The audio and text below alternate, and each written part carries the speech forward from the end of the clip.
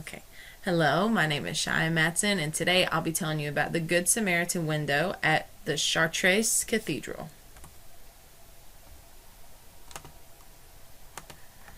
Sorry. So, just a little bit of background. For the artist itself, it cannot be pinned down to one single artist, actually. It represents the combined efforts of a large workshop.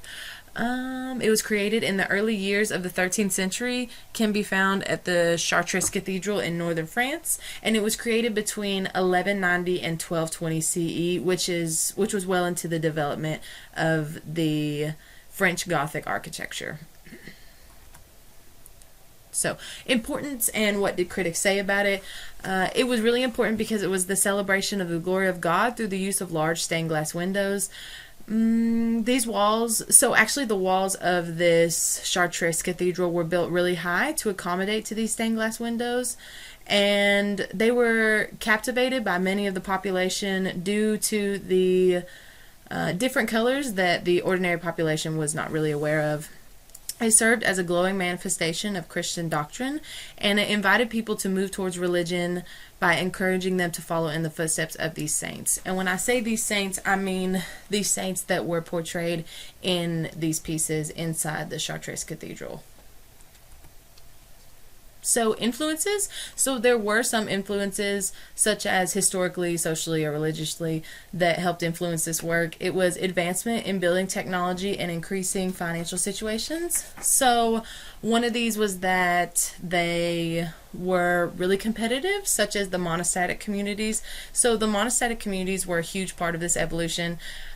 Because the bishops, rulers, and even abbots set out to build the largest and most elaborate churches, making this building process a sort of competition. So they wanted to see who could build the highest, who could build the tallest, and who could fit more of these stained glass windows into their churches, and then it was more like a competition.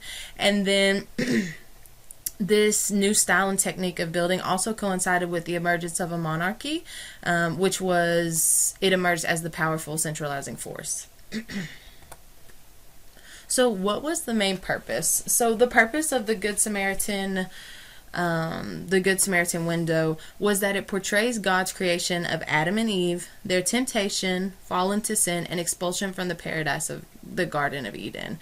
So it is actually there to help interpret the meaning of the parable of the Good Samaritan for medieval viewers, reminding them that Christ saves them from the original sin of Adam and Eve, which can be seen in the scenes when the Good Samaritan saves the injured and abused traveler. So these stained glass windows had a major purpose. They were more than just luminous sermons. They were preached with pictures rather than with words.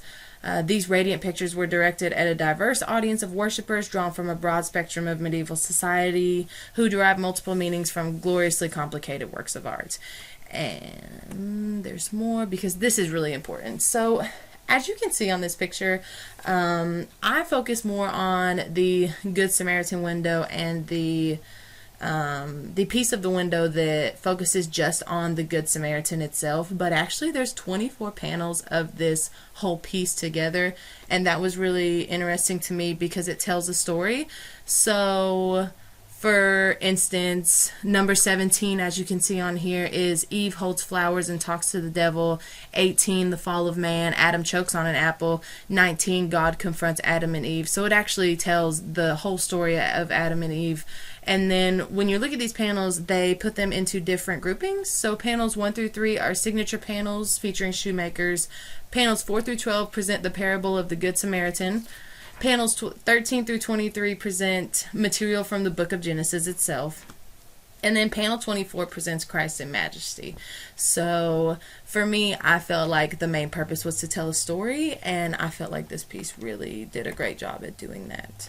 So my interpretation of the skill and effectiveness of this piece, so I believe that it definitely had an effect on people. The 24 panels, also the skill, to me, I felt like when I looked at it, it was unreal because there's 24 panels that include great emphasis on detail.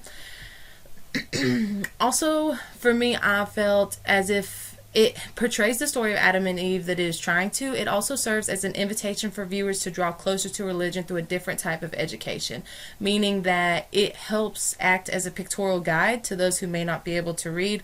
Also, I feel like some people may be able to interpret pictures better than they do just reading just the writing of the Bible. So I feel like that was really effective through this piece.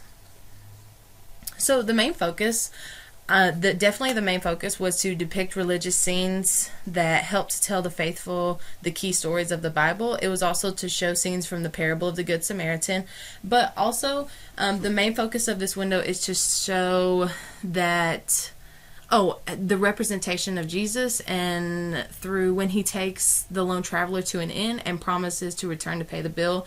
This is actually a huge reference to the second coming on Judgment Day. So it serves a major religious focus, but also to me, I feel like it serves a educational focus as people can learn in different ways. So the process, here I want to talk about the main process of glass blowing, well not glass blowing, how to make the glass stained window. And it begins with the coloring. So 5 main colors: bright ruby red, which came from copper oxide; sapphire blue, which came from cobalt oxide; green from iron oxide; yellow from sulfur or soot; and purple from manganese oxide. And the reason that this was so important is, as I mentioned before, some of these colors had not been seen by the population, and so that's why they were really eager to look at these windows and learn from them. So those are the 5 main colors, and then after we get the colors, the coloring materials were added when heating the glass, and then the paint was permanently fused onto the glass by being placed in a kiln. And then, actually right before that, the details were painted on the interior of glass and were made by a mixture of glass fillings, metal oxides, and then they could either use vinegar or urine, and that was a little crazy to me, so they were placed in the kiln. After they came out of the kiln and before the cutting process of the glass began, the design was chalked on a wooden board to help lessen any mistakes. So it's kind of like a drawing out of what you need. As you can see over here, you can see like the outlines and where they wanted to place it so they could fit it perfectly and not waste anything. Also over there you can see the painting going on the exterior of the glass, as I mentioned earlier. And then at the very end, the cut glass was then inserted into lead borders and to make a panel. This finished panel was then mounted onto the metal armature of the window frame using dowels and metal strips. And the metal armature is what you're seeing when you look at the whole picture, is how they placed it like up on the wall. And that is it for me and the Good Samaritan window. Thank you very much.